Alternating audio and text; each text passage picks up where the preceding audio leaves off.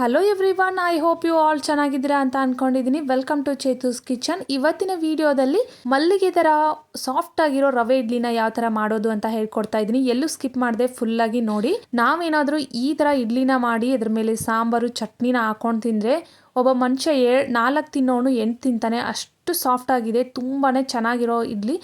ಎಲ್ಲೂ ಸ್ಕಿಪ್ ಮಾಡದೆ ನೋಡಿ. ನಾನು ಈ ವಿಡಿಯೋನ ಆಲ್ರೆಡಿ ಒಂದ್ಸರಿ ಮಾಡಿದ್ದೆ, 44K ರನ್ ಆಗಿದೆ ಅದು. ಇವಾಗ ಮಾಡೋದು ಯಾವ ಥರ ಅಂತ ಹೇಳ್ತೀನಿ. 1 ಕಪ್ಪಷ್ಟು ನಾನು ಉದ್ದಿನ ಬೇಳೆನ ತೊಗೊಂಡು ಇದನ್ನು ಕ್ಲೀನಾಗಿ 2 ರಿಂದ 3 ಸಾರಿ ತೊಳೆದು ಅದರಲ್ಲಿ ನೀರು ಹಾಕ್ಕೊಂಡು ಬರ್ತೀನಿ. ಇವಾಗ 1 ಟೇಬಲ್ ಸ್ಪೂನಷ್ಟು ಮೆಂತ್ಯನ ಅದನ್ನು ಕೂಡ ಕ್ಲೀನಾಗಿ ತೊಳೆದು ಅದಕ್ಕೂ ಕೂಡ ನೆನೆಯೋದಕ್ಕೆ ಅಂತ ನೀರು ಹಾಕ್ಕೊಂಡು ಇಡ್ತೀನಿ. ಇದನ್ನು 7 ರಿಂದ 8 ಗಂಟೆ ನಾವು ನೆನೆಯೋದಕ್ಕೆ ಬಿಡಬೇಕು. ಇವಾಗ 7 ರಿಂದ 8 ಗಂಟೆ ಕಂಪ್ಲೀಟಾಗಿ ಉದ್ದಿನ ಬೇಳೆ ಮತ್ತು ಮೆಂತ್ಯ ನೆಂದಿದ್ದಾದಮೇಲೆ ಇದನ್ನು ಇವಾಗ ಮಿಕ್ಸಿಗೆ ಹಾಕ್ಕೊಳ್ಳೋದಕ್ಕೆ ಅಂತ ರೆಡಿ ಮಾಡ್ಕೊಳ್ತೀನಿ. ಇಲ್ಲೇ ಇರೋದು ಸೀಕ್ರೆಟ್, ಇದನ್ನ ಯಾರು ಸ್ಕಿಪ್ ಮಾಡಬೇಡಿ. ಇಡ್ಲಿ ರವೆ ಅಂದರೆ ಎಷ್ಟೋ ಜನಕ್ಕೆ ಗೊತ್ತೇ ಇಲ್ಲ. ತುಂಬ ಸರಿ ನನಗೆ ಲಾಸ್ಟ್ ಟೈಮ್ ವಿಡಿಯೋ ಮಾಡಿದಾಗ ಕೇಳಿದ್ದಾರೆ, ಇದೇನು ರವೆ, ಇದು ಯಾವ ಥರ ರವೆ ಅಂತ ಕೇಳಿದ್ದಾರೆ. ಇದಕ್ಕೆ ಇಡ್ಲಿ ರವೆ ಅಂತಾರೆ. ಇದಕ್ಕೆ ನೀವು ಇಡ್ಲಿ ರವೆ ಕೊಡಿ ಅಂತ ಶಾಪಲ್ಲಿ ಕೇಳಿದರೆ ಅಷ್ಟೇ ಕೊಡ್ತಾರೆ. ನೀವು ನಾರ್ಮಲ್ ರವೆ ಎಲ್ಲ ಯೂಸ್ ಮಾಡಬಾರ್ದು. ಇಡ್ಲಿ ರವೆ ಅಂದರೆ ಇದನ್ನು ಅಕ್ಕಿಯಿಂದ ಮಾಡಿರ್ತಾರೆ.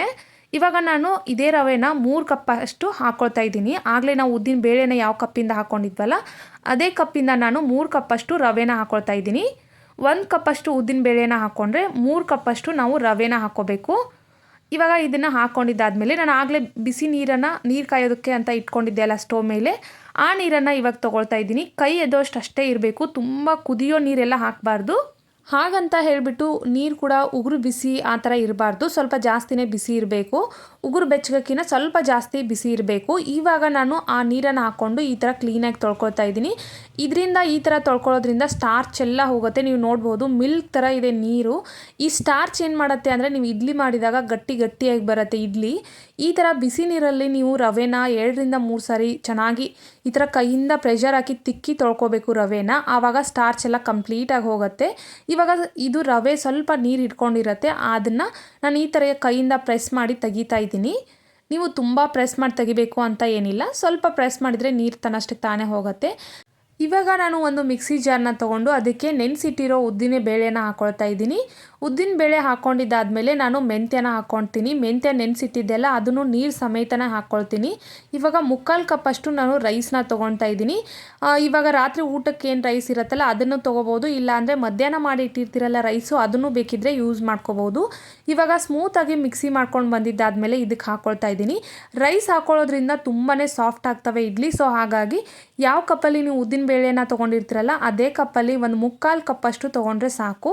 ಇವಾಗ ಇದನ್ನು 4 to 5 ಮಿನಿಟ್ಸು ಈ ಥರ ಕಂಪ್ಲೀಟಾಗಿ ಮಿಕ್ಸ್ ಮಾಡ್ಕೊಳ್ಳಿ. ಈ ಥರ ಮಿಕ್ಸ್ ಮಾಡ್ಕೊಂಡಿದ್ದಾದಮೇಲೆ ಇದನ್ನು ಓವರ್ ನೈಟು ನಾವು ಪರ್ಮೆಂಟ್ ಆಗೋಕ್ಕೆ ಬಿಡಬೇಕು. ಇವಾಗ ಚಳಿಗಾಲ ಇರೋದ್ರಿಂದ ನೀವು ಬೇಕಿದ್ರೆ ಉಪ್ಪು ಹಾಕ್ಕೊಂಡು ಇಟ್ಕೋಬೋದು ರಾತ್ರಿನೇ. ಇವಾಗ ಮಾರ್ನಿಂಗ್ ಟೈಮಲ್ಲಿ ನಾನು ನಿಮ್ಗೆ ತೋರಿಸ್ತಾ ಇದ್ದೀನಿ ಯಾವ ಥರ ಪರ್ಮೆಂಟ್ ಆಗಿದೆ. ನೋಡ್ಬೋದು ಎಷ್ಟು ಚೆನ್ನಾಗಿ ಬಬಲ್ಸ್ ಎಲ್ಲ ಬಂದಿದೆ. ಬೇಸಿಗೆ ಕಾಲ ಇದ್ದರೆ ಇದು ಇನ್ನೂ ತುಂಬ ಜಾಸ್ತಿ ಇದು ಆಗುತ್ತೆ, ಪರ್ಮೆಂಟೇಷನ್ ಆಗಿರುತ್ತೆ. ಇವಾಗ ಚಳಿಗಾಲ ಇರೋದ್ರಿಂದ ಅಷ್ಟೊಂದು ಹಿಟ್ಟು ಉಬ್ಬಿಕೊಂಡು ಬಂದಿಲ್ಲ, ಬಟ್ ನೋ ಪ್ರಾಬ್ಲಮ್, ಏನೂ ಆಗಲ್ಲ, ಇಡ್ಲಿ ಚೆನ್ನಾಗೇ ಬರುತ್ತೆ.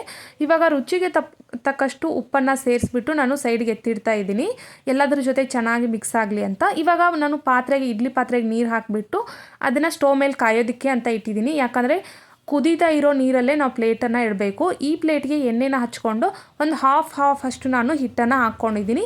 ಇವಾಗ ಈ ಥರ ನೀರು ಕುದೀತಾ ಇದ್ದರೆ ಮಾತ್ರ ನಾವು ಪ್ಲೇಟ್ಗಳನ್ನು ಇಡಬೇಕು. ಹೈ ಫ್ಲೇಮಲ್ಲಿ 10 ರಿಂದ 15 ನಿಮಿಷ ನಾವು ಇದನ್ನು ಚೆನ್ನಾಗಿ ಬೇಯಿಸ್ಕೊಂಡ್ರೆ ಮುಗ್ದೋಯ್ತು. ನನ್ನ ವಿಡಿಯೋ ನಿಮ್ಗೆ ಇಷ್ಟ ಆದರೆ please like, share and subscribe ಮಾಡ್ಕೊಳ್ಳೋದನ್ನು ಮರೆಯೋದಕ್ಕೆ ಹೋಗ್ಬೇಡಿ. ಇದೇ ಥರ ಹೊಸ ರೆಸಿಪೀಸ್ಗಳನ್ನು ನಿಮ್ಮ ಮುಂದೆ ತರ್ತಾ ಇರ್ತೀನಿ ಅಂತ ಹೇಳ್ತಾ ಥ್ಯಾಂಕ್ಸ್ ಫಾರ್ ವಾಚಿಂಗ್. ಎಷ್ಟೊಂದು ಸಖತ್ತಾಗಿದೆ ಇಡ್ಲಿ ಅಂತ ನೀವೇ ನೋಡ್ಬೋದು.